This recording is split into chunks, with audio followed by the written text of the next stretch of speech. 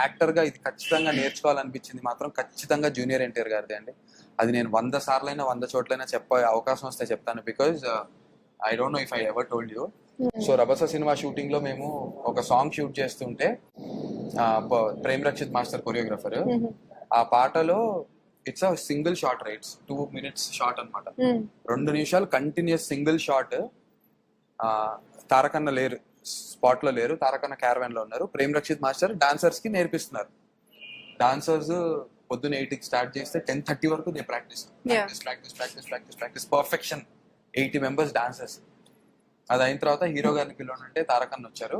వచ్చి మాస్టర్ పాకలాం అని చెప్తే రెడీ బాయ్స్, రెడీ 1 2 3 గో అని వెంటనే డాన్సర్లు అందరూ డాన్స్ చేయడం స్టార్ట్ చేశారు. అసలు ఇరగ్గొట్టేశారు. తారకన్న ఇలానే చూస్తున్నారు. చూస్తూ మాస్టర్ ఇంకొకసారి చూస్తా అన్నారు. మళ్ళీ చూశారు. అలా చూస్తారు, చాలా సీరియస్ గా చూస్తున్నారు. తారకన్న రెడీ మాస్టర్ టేక్ అన్నాడు. ప్రాక్టీస్. ఓకే.